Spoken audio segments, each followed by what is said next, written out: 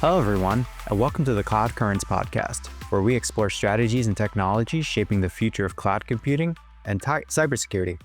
I'm your host, Matt Pacheco, and I help businesses understand cloud trends to better help them make decisions about their IT strategy. And I am the content marketing head at TierPoint. In today's episode, we're diving deep into complex world of enterprise architecture and the challenges of IT transformation at scale. We're joined by Manish, Khadiya, VP of IT Enterprise Architecture and Cybersecurity at DirecTV, who brings nearly 3 decades of technology leadership experience across lots of the world's biggest companies. He's led major initiatives across organizations like GE, NBC Universal, Facebook, just to name a few, giving him a unique perspective of the enterprise architecture, digital transformation, and the challenges of technology integration during major corporate transitions.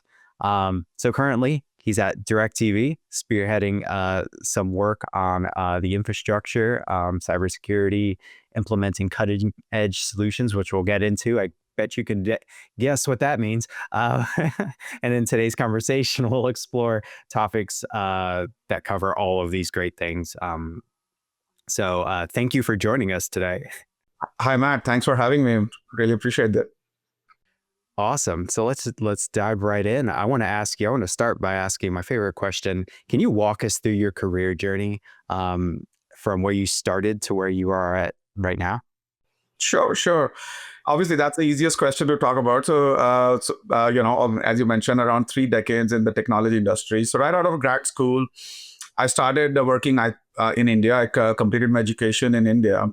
And after that, I joined at the GE, entry-level program, leadership development program for IT professionals that they run, called an IMLP program, which is a great program where GE hires, entry-level engineering and technology professionals from different institutes, and then, give them exposure with the 6-month rotations across multiple GE businesses.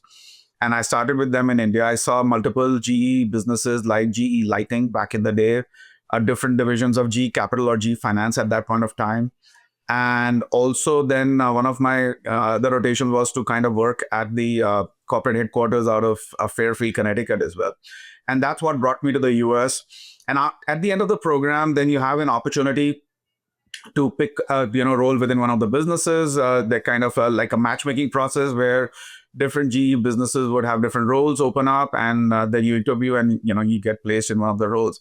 As part of that, I was lucky to get placed at GE Plastics out of Charlotte, North Carolina, which was my first role initially, which was starting as a business analyst.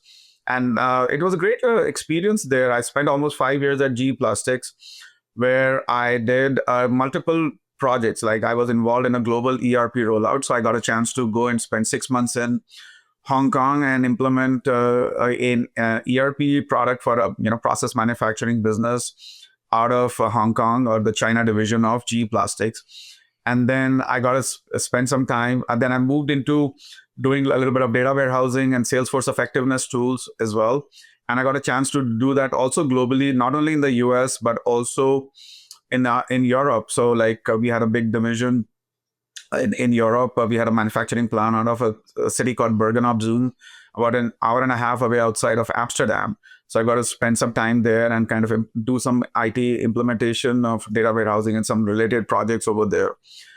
So, and then, back in the day, GE was really big on Six Sigma. So that I got my GE Six Sigma Black Belt certification. I did a project around that and as part of the certification as well. And after spending 5 years at GE Plastics, I got an opportunity to move to NBC Universal, the entertainment division. And back in 2005, at that time, NBC had just acquired Universal Studios from, I think, Seagram's or MC, I forget who did they acquire it from. But there was a desire to kind of move certain people from GE's technology teams into Universal. So that gave me an opportunity to come over and move from Charlotte to Los Angeles with the GE and join the home entertainment division. Back in the day, if you remember, everyone was buying DVDs, and DVDs were a big business. So I joined the home entertainment division, again leading their financial forecasting teams and all. And again, my stint at NBC Universal, a long stint of around 14 years. I did multiple roles over there with increasing levels of responsibility, be it running data warehousing and financial forecasting teams for the home entertainment business, or running the software development COE. Or and then one of the key projects that I'm really proud of during my time was to lead the integration or IT integration part of acquisition. So NBC Universal had acquired DreamWorks Animation Studio in 2016, I think, or 2015, 2016 timeframe, and I was the IT leader. And then we completed that integration and acquisition in a record time, around 8 months. We were able to do a lot there. So that was one great achievement there. And at the same time, I was leading the overall IT, hardware IT asset management function, and a few other functions under the technology business operations umbrella there. So that was a great experience. And at that time, I was tapped to come and join Facebook in Menlo Park to help, lead the vendor management function at the enterprise engineering division or enterprise engineering organization within Facebook, which is equivalent to their IT organization.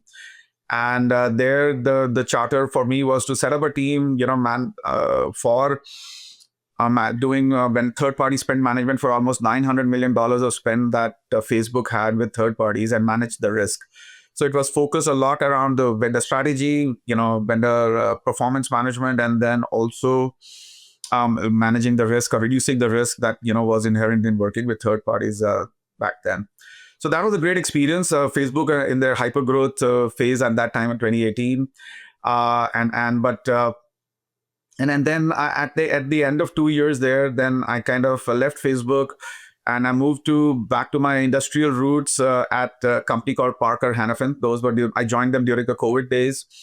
And that was my pivot back into core technology function. And I started leading the enterprise architecture function at Parker, which was a great learning. Parker Hannifin, a great, American manufacturing company with more than 100 years of legacy, and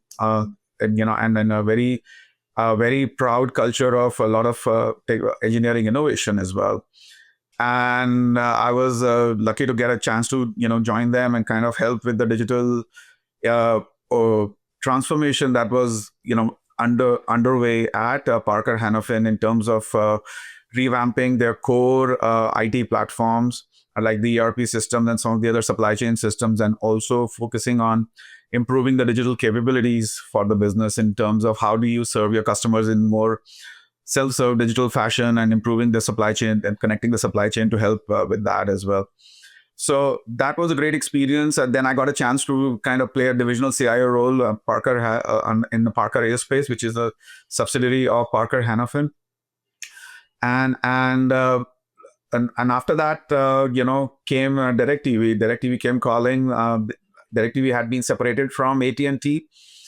And they were looking to kind of set up a new IT organization. As part of that, I was tapped to lead the enterprise architecture function. And once I kind of spent a year understanding the architecture function, then I added the responsibility for the cybersecurity team, which was, again, we were setting up our cybersecurity function at DirecTV from scratch as we were separating from AT&T as well. And we have been on that path, on that journey, and I think we're making good progress. And hopefully we'll have our complete separation on the cybersecurity side probably by middle of 26, and then some of the other, entanglements that we still have with AT&T over the next couple of years. Excellent. We'll talk a little bit more about that. I just had another question about your journey. So you've worked across various industries, various companies. How have these experiences kind of informed your leadership style? So yeah, my experiences across different industries has kind of made, definitely had a big impact on my leadership style, right? And one big thing has been first of all, with any new business when I join, I need to understand. I have learned to be very flexible and be adapting to the situation and the scenario and the culture of the organization, right?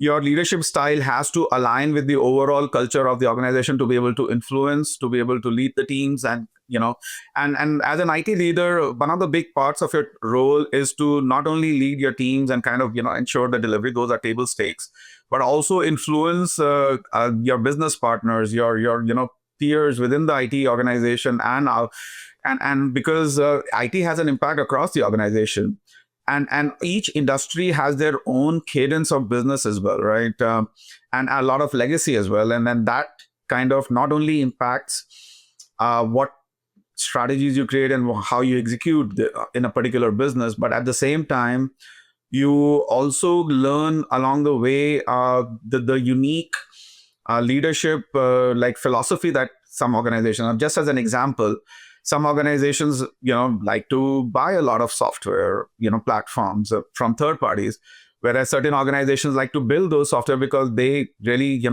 are very proud of their engineering skills.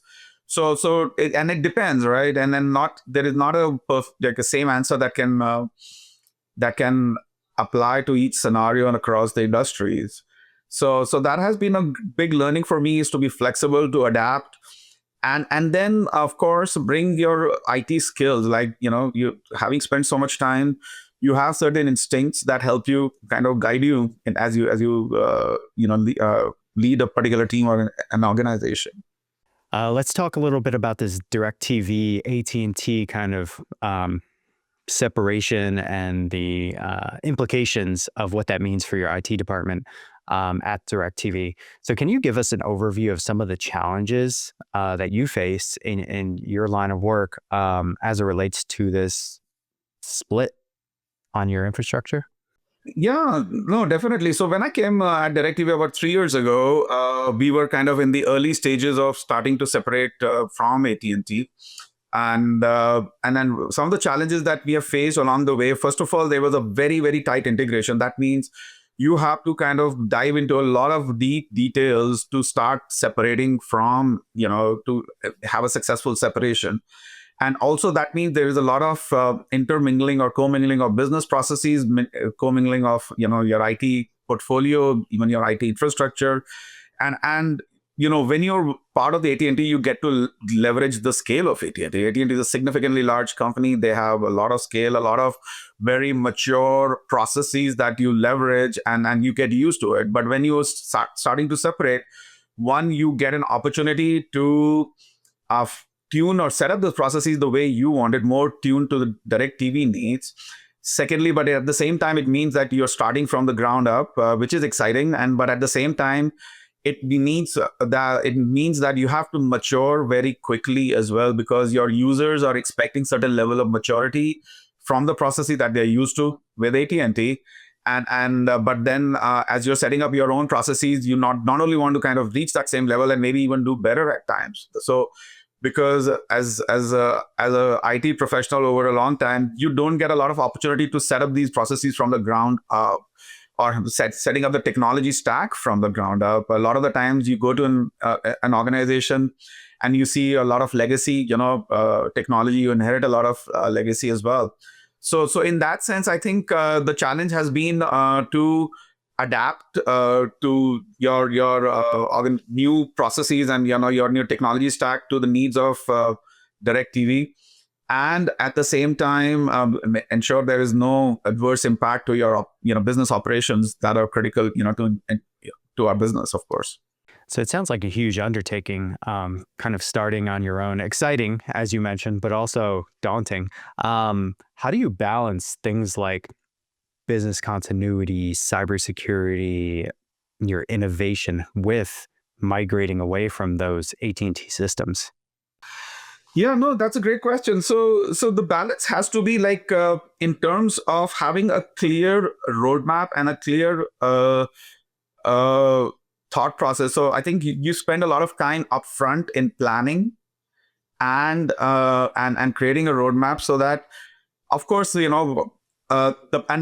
planning, it's a multi-year plan. So it's not that once you make a plan and it doesn't shift. Of course, as you go along, things change and you make the changes. But the whole exercise around the upfront planning is very useful to understand the dependencies and that have to be considered along the way, and at the same time be able to prioritize what are the critical, let's say, milestones that you need to hit, or the critical services that need to get transitioned to enable our business goals. Ultimately, IT is a function which enables our business partners to achieve their goals or business goals, and those are achieved with the help of technologies that we provide, which enable the business processes. So as you start planning for that transition, you have to keep in mind the business goals that our business partners want to achieve and how we are contributing to that. And then at the same time, you kind of look at your IT goals of migrating or transitioning away from the AT&T ecosystem as well. So that balance is achieved by making sure first you're prioritizing the right things which are helping you meet your business goals, and then kind of making sure that you identify the critical underpinning services that are needed to enable those goals, and how can you go faster, do better, and then do it in the most efficient manner to achieve those business goals. And you mentioned a roadmap. I can imagine this whole AI evolution recently probably throwing a wrench into a lot of roadmaps, or adding a little more complexity, because it's like, how can we integrate this new technology into the things we're doing? So I can't imagine that's been easy, at least in the last year and a half. Yeah, and no, Gen AI, of course, a great new technology, which is obviously exciting, and has opened up so many more avenues for us to do things differently within IT as well, and within the business environment as well. So that has definitely made an impact on the roadmap, and I look at it as a net positive, right? In the sense that it has opened up so many avenues for us to get more efficient and do it, and do it faster as well, right? Some things which used to take weeks to do, now you can do it in hours or days, and of course that means that you need to upgrade your skills, and you need to learn the responsible use of that technology within your organization without increasing your risk in your environment as well. But at the same time, yeah, in that definitely impacts our roadmap. But at the same time, I look at it as a net positive, and a very exciting option that has been made available as a technology and IT professional. I love that, right? To kind of be able to incorporate that into our roadmap and be able to even do better than what probably our business partners are expecting. Excellent. And we'll get into AI in a little bit. I have a bunch of questions for you on that, but I did want to ask you one more question as it relates to your kind of separation. When it comes to kind of you're part of AT&T, you probably had vendor relationships with certain cloud providers. How has that changed, and how do you evaluate those relationships as you moved from AT&T infrastructure to DirecTV's own infrastructure? Yeah. No, yeah. Again, as I said, like AT&T, a great organization of significant scale benefits that we get at being part of that umbrella. Now, as we move away, yeah, there are certain considerations in terms of probably we lose some of the scale benefits, but at the same time, we are trying to consolidate, because the number of vendors that we work with, reducing the footprint of technology vendors that we have in our environment, because we don't need that kind of scale, or we don't have that kind of scale within DirecTV, and then focus on the few key relationships that we think are our best long-term partners. And how do we choose them, right? We kind of choose those partners based on not only where our at least IT roadmaps and IT plans are, but at the same time where we see the sense of that partnership, where partners are willing to step up and act as genuine partners and work with us in helping us achieve what we are trying to achieve. So to your question specifically, how we choose those vendors and partners, we kind of have had relationships before, but as we set up our own, let's say, agreements and our own legal frameworks under which we operate, we look at what how the alignment is with our long-term technology roadmaps, and what we're trying to do, and at the same time also look at where we see the best partnership opportunities, because again, in technology, as anyone who's working in that will know, you're very dependent on third parties for different infrastructure, meeting your infrastructure needs or meeting any kinds of needs. And it is very important to not only treat them as vendors, because these are long-term relationships, long-term partnerships that you establish, and it's and it has to be mutually beneficial to both the parties. So true. Okay, we can talk about AI now. I've been dying to ask you. So how how are you implementing AI in your operations? Potentially internally, potentially for customers. Can you cover all of those scenarios? Yeah, sure. So the way we look at AI within our environment, of course, there are three kind of main, let's say categories. The way we look within an enterprise that AI can help us, right? One is in terms of making us more productive and more efficient, and or improving our customer interactions, the quality of interactions, and making it providing better information to our customer. The third is looking at creating new revenue streams, probably which would have not have been possible so far. And then so far we have focused on the first two categories a lot, right? So within our operations, for example, one of the proven use cases has been around leveraging AI to do better software programming. So we have looked at driving productivity and within our software engineering teams, leveraging AI tools. That was an easy win, and we have already achieved, I would say, significant cost reduction, almost 15% productivity benefits, which have translated into hard dollars for us.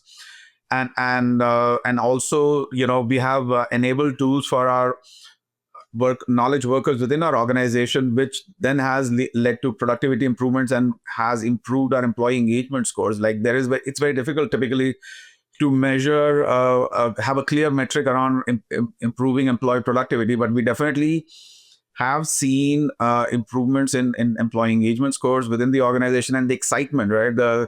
It's sometimes it's not about the metrics, it's about the excitement and the cultural impact that a technology can make, because suddenly, like when someone is able to leverage a tool like ChatGPT, or to do something, do a like an analysis on a particular set of data, instead of taking them days, or they can do it in minutes, they feel really good about it, and they feel that they can then focus on the more value added part of the job.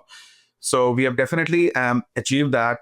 Now, from a customer perspective, we have definitely leveraged AI to improve our agents. We have a lot of like call center agents. We are a big B2C company, so we get lots of calls into our call centers. And how do we make our agents more efficient and more provide them with better information at the right time? So we have seen that benefit where we have enabled Gen AI for our call center agents to help them get better and more efficient. And at the same time, we have even kind of leveraged AI enabled chatbots and virtual agents as well to help improve our customer experience, where they can do more self-service and reduce some of the frustrations that customers experience when dealing with your traditional IVR systems as well. Now we are in the early innings of those. We have seen some very positive results, and also as we go deeper into the AI, we have a slate of initiatives that we are exploring to go after the third pillar around how we can generate more revenue. Like some of our ads, some teams within our ad sales business are doing some really exciting things in that, in better ad targeting and and better ad positioning and things like that. So and then we see that getting AI incorporated into our products in the future, better recommendation engines, and and things like that. So we have a very exciting slate of features that we are planning for the future as well. Are there any security concerns or consideration when implementing AI solutions across enterprise? Of course, security is at the foundation of everything we do within IT, and especially with AI. We've seen of famous cases, be it Samsung or Air Canada and things like that, where AI can have downsides if not managed and implemented with proper hygiene, I would call it, or cybersecurity hygiene.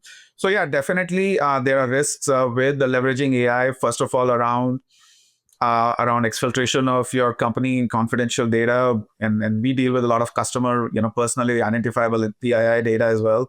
So we make sure that any of our solutions that are going to leverage AI, we do an in-depth security and architectural reviews to make sure uh, we are not exposing any data which we don't want to, and also it is not even used for training some of the LLMs. We don't want our customer confident data to be used for training LLMs as well. So we have been very diligent in that sense, and like our organization understands this. So one of the great things about our culture is that everyone, like, security is not just cybersecurity team responsibility; it's everyone's responsibility, and I feel that our culture recognizes that and supports that very effectively as a company. So we have seen a very responsible use of AI within the enterprise, and even when we have kind of incorporated new governance processes, be it around introducing any new AI technology or enabling new AI features in existing platforms that we have, our business partners or technology users have been a very supportive of that, and very willing participants, and they have come to us and asking for help, which is very heartening for us, because that helps makes our job easier at the end of the day. So we have been very diligent about it. We have been educating our teams as well on the responsible use of AI in terms of making sure you have all the cybersecurity hygiene in place as well. Do you see on the other side of the business, do you see AI being something that could help enable cloud infrastructure management or things like that? Like, we already have machine learning, it's existed forever. It falls under the AI umbrella, but do you see generative AI or any of these new technologies actually helping on the cloud management front? Yeah, no, definitely. I think as you rightly said, right, cloud infrastructure management has become very mature. The hyperscalers, be it Amazon or be it Microsoft, have done a great job of providing tools to help manage those environments. But what I feel from a cybersecurity perspective, there is a lot of control that, as an IT organization, which is the user or like the administrator of those infrastructure in the hyperscaler environments, AI can help us get better and analyzing any gaps there as well, right? Like, be it around misconfigurations, or be it around any exfiltration opportunity that might be there.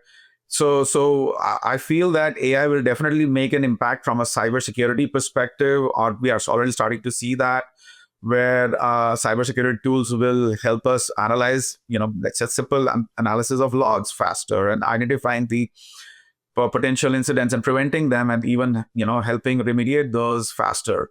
So I feel that way also, and also obviously one of the things that you have to be very careful in a cloud infrastructure is to manage your costs and manage your footprint, right? Otherwise, it could go out of control pretty quickly.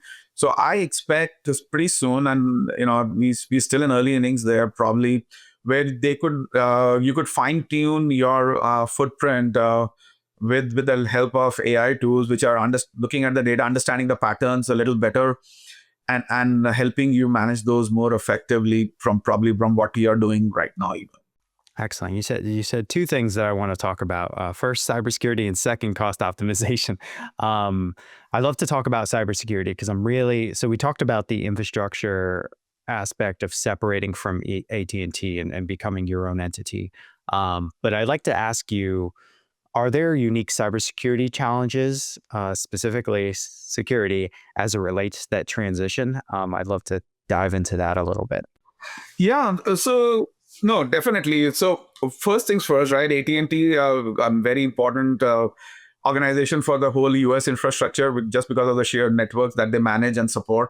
So one of the challenges that we have been working through has been, how do we make sure that DirecTV, where we are still dependent on AT&T for cybersecurity, let's say, functions and services, how do we strike that right balance about meeting the needs that the AT&T cybersecurity teams have, but they don't become too onerous for us at DirecTV as well.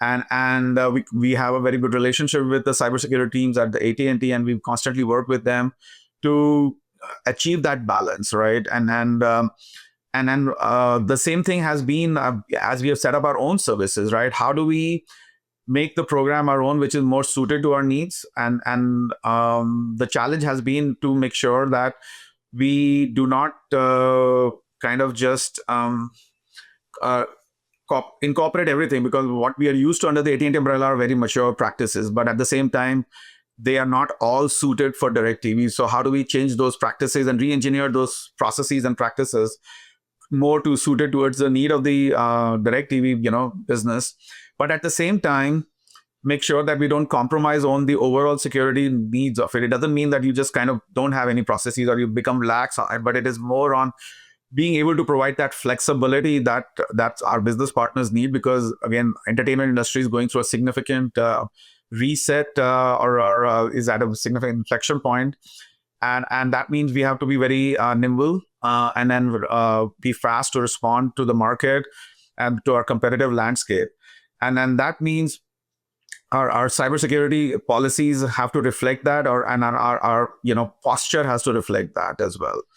And so that has been an interesting challenge, but all the exciting part has been that this gives us an opportunity to set up a technology stack right from the ground up, which means you can get the latest and the greatest tools, and also implement them in a way which you now understand much better, and you can forecast for the future as well, or you can set yourself up for the future as well. Because typically what happens a lot of the times when you go into an organization, you inherit a lot of legacy technology and tech debt as well, right? So, and sometimes the return on investment on some of those improvements is not easy to achieve, and it doesn't get prioritized effectively. So as we have migrated away from the AT&T cybersecurity environment, we have had that benefit of making the program more suited for DirecTV needs, and be flexible, and we have enabled that with choosing the right tools as we have set up the stack from the ground up. It's kind of exciting, right? You get to do it the way that works best for the business and the best for your customers. That's really cool. And luckily, the technology tools have improved significantly over the years, and they provide those flexibilities and those opportunities, and you get to pick them and work with them, and which is really really good. Excellent. Let's talk about cost optimization now too. So what are your strategies for identifying opportunities for cost reduction and trying to balance those costs? Because one, you're going through this separation and this kind of establishment of your own infrastructure, your own cybersecurity piece. How do you identify your cost opportunities? Specifically, let's say on the cloud infrastructure side, we have that opportunity as we are migrating our applications, our business processes, and to the new, let's say, DirecTV cloud and DirecTV infrastructure. We have had the opportunity to resize it, right? A lot of the times, your legacy infrastructure is set up with certain sizing requirements in mind, but for whatever reasons, that sizing does not may have been over engineered. So one of the things that has this separation has given us an opportunity is to right size our infrastructure environment, and also relook at some of the existing infrastructure. It's not that we did not have any infrastructure at all, but it has given us an opportunity to relook and size those things, which has helped us in reducing our cost and footprint. And then again, we are a declining business right now, right? So overall, DirecTV, because of the cord cutting phenomena and all, DirecTV has been a declining business. So we know that at least for the next couple of years, how we need to size it. And then with the modern infrastructure environment, we have a lot of flexibility. So the big opportunities have been around right sizing our environments, about leveraging all the latest tools for managing those footprints, because once you have a certain configuration, you to go back and do the change management on those configurations in a particular cloud infrastructure environment, you get logged into certain, sizing. But now that you are setting it up again from the ground up and resizing it, you can build in that flexibility into your application. And, sometimes you can get an opportunity to refactor those applications, leveraging containers and all more effectively and sizing them effectively. and also, setting up your infrastructure in the same way. So that is kind of, and I feel that Gen AI will even help us further in that, because once we start looking at certain tools in that space, being able to, do a better job of automating that resizing that we constantly need to do, and forecasting as well, that would be definitely be of benefit to us. And outside of, let's say, the cloud infrastructure in other areas, as we have migrated away from AT&T, we've had the opportunity to simplify our environment. Like, instead of a business process that is being supported by 10 applications, can we do it in, let's say, 5 or even lesser? And because, again, AT&T, a large organization, they had a different perspective and different set of needs. And DirecTV as a business has a very different set of needs. So we definitely have that in mind, and then enterprise architecture plays a key role in that. As we pick the technologies, design the solutions, we simplification, and has been on the top of our mind, is one of the key goals we try to achieve with those, because that has a direct impact on the cost and of the solution, and also the ongoing complexity that it introduces into your environment, which then again has your impact on your sustaining cost as well, or your OpEx as well. So we keep that as a key guiding principle for our enterprise architecture and our solution architecture teams. And also, as we are evaluating new technologies as well, when we are migrating services, when migrating applications, we are thinking about always that, hey, why don't we leverage what we already have before we introduce any new technology or new product or new software into our environment. And that has helped us achieve significant benefits. And even when we have existing platforms, when we are renewing our agreements and all, and as we do separate from AT&T, right? Obviously, when we're dealing with third parties, you have a lot of software and different kinds of agreement that you have to renew, and you set up specifically for DirecTV, you get an opportunity to right size them and only pick what you need and achieve those cost optimization benefits by right sizing them. Very interesting. You talk about new services and technologies. I'm really curious, because what I'm hearing is that a lot of these AI companies and AI services, they kind of get you hooked at first. And then the price tag goes up, potentially. How are you and potentially other businesses kind of thinking through accounting for that and the reliance on some of these services as they become sort of unpredictable in some instances, because they're trying to monetize and prove their value and do the things they need to do as businesses? No, you're absolutely right. We are in the what should I say, the hype cycle phase, or the upward graph of the Gen AI technology phase, where a lot of venture capital funding is subsidizing primarily all the Gen AI technologies right now, and we are aware of that, and we are keeping that in mind.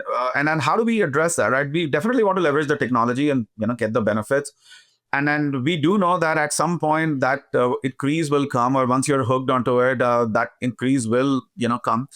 And we are trying to bake that into our contracts to make sure that our commercial agreements are in a way that, as long as we are getting the business benefits, right, the return on investment that we are making, then we are kind of in business with that Gen AI partner. And like, if we are not seeing the benefits anymore because of, let's say, the price increase, or maybe we have reached the marginal benefit scenarios or edge cases where probably it's no longer beneficial for us, then we will not expand the usage of that, or it's not that we are kind of locking ourselves into scenarios where we have to continue to use it.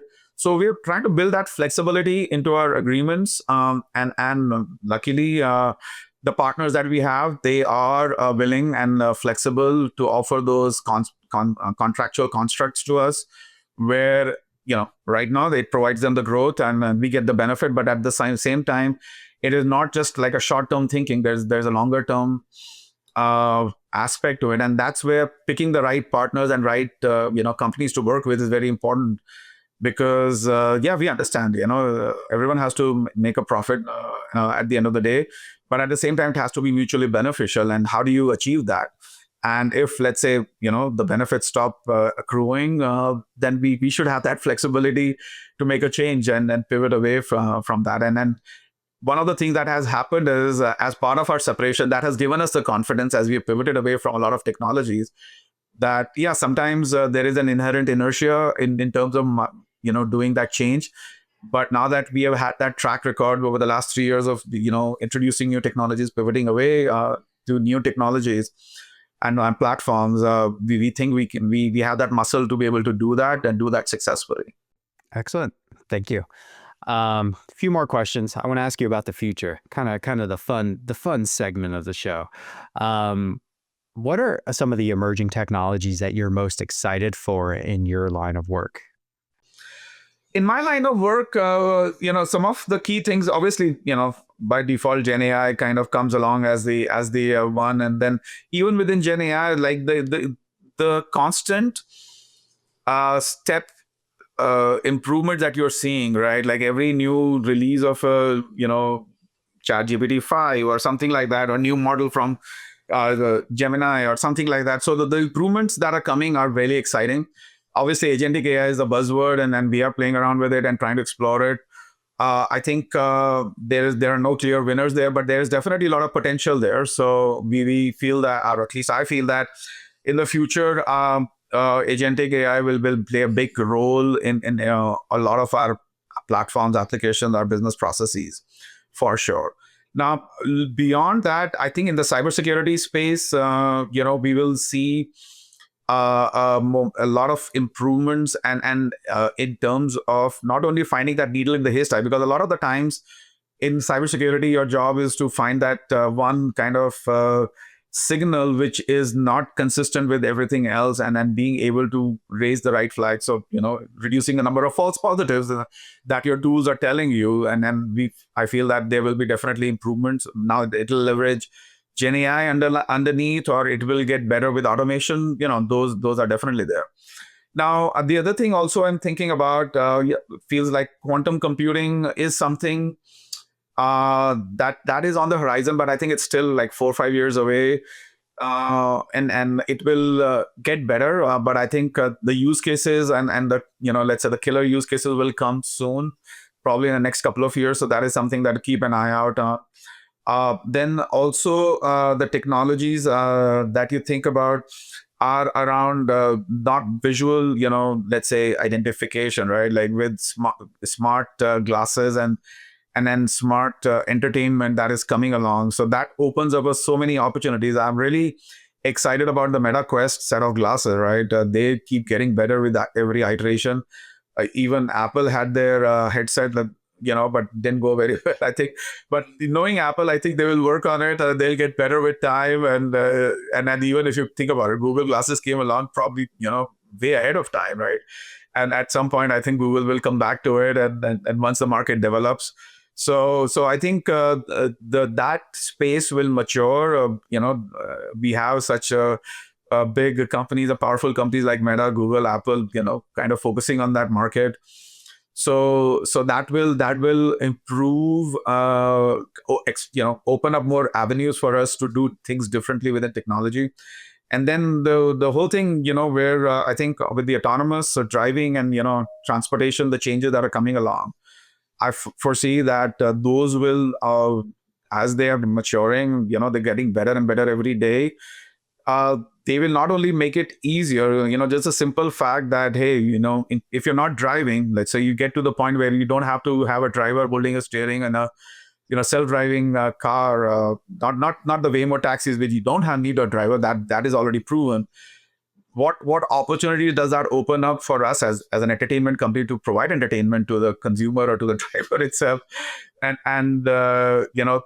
also how can we leverage those sensing technologies at scale in our environments as well? And then, of course, you have to be, all that has to be balanced with data privacy concerns and things like that. And because like facial recognition and all those are the great technologies. Like as you go into the TSA right now, they are making sure just looking at your face, and you don't have to look at documents and all, and they let you go through, right? So those technologies have gotten so much better. Probably they were there, but now they become so much mainstream. And I foresee that, like, for example, in entertainment, can I track what people are doing while watching TV. What are they focusing on now? Because second screen phenomena, are they looking at the phone, or are you looking at the content that is being provided to you? So those are things that I foresee will have a big impact for the future, and then will open up more avenues for us. Yeah, those a lot of fun things coming. The autonomous vehicles are really cool. I was just in Los Angeles recently and saw the Waymo. Was it Waymo? Waymo? Those cars everywhere. I'm like, what do people do while they're sitting in the back? Do they just sit in awe? But that's kind of cool. Opportunity for DirecTV. Imagine it's like in-flight entertainment just in the car. That's Exactly. No, kind of cool. funny, like to address that, our business did actually an announcement recently. We have kind of now focused on what we call the moving business now. We're calling DirecTV business for like movement, where we will focus on providing entertainment to people while they're in motion or when they're moving around. So yeah, you're right. Like, and as you must have seen, you tend to sit a lot in the traffic. Just the to me, if you're sitting in the back of a car, you're not focusing on driving. Hey, entertainment is a possible option, and then and that opens up an avenue for someone like DirecTV to provide that content to that audience as well. There you go. It's awesome. Turn the frustration of sitting into traffic into something people look forward to. Yeah, Maybe not. Depends on where you have to be at what time, but that's pretty cool. That's yeah. awesome. Right now, entertainment is limited to audio. Like imagine adding the video component to it, and Yeah. that adds a lot of a powerful dimension to it. Well, they can always watch us or listen to us on this podcast. Awesome. One last question for you as we wrap. Quick answer one. Any advice you would give to any other IT leaders who are managing complex technology transitions like yours? The advice is obviously, first of all, as I said at the beginning, right? Taking the time upfront to do the planning and analysis is really important, because that will help you kind of work out some of the gaps that you have, let's say, and be able to address them. But at the same time, it's always important to remain flexible, because your plans could be these are long-term plans, these are not like short-term plans. So there will be changes there, change is constant, there will be changes along the way. But as long as you understand the critical components of your plan, you are able to pivot easily, faster, and guide the organization along the way and answer those critical questions like, hey, what if I do this? What will be the impact to you, right? If I don't migrate this application in this year and do it 2 years later, what does that mean for us? And as long as you understand, spend that time upfront in planning, doing the separation planning, you will be able to provide that what if scenario answers, and also be able to change and respond quickly to the changing environment as well. Excellent advice. Well, Manish, thank you so much for chatting with us today. We learned a lot. It was a lot of fun. We talked about really interesting stuff. So I appreciate you being on the show. Matt, no, thanks for the opportunity. I really appreciated this conversation, and thank you very much. Yeah, of course. And thank you for everyone for listening and watching today. We appreciate you tuning in. Stay tuned for more episodes of Cloud Currents, wherever you get your podcasts, on YouTube, and we'll be back soon with more fun and interesting content. So thank you and have a great day.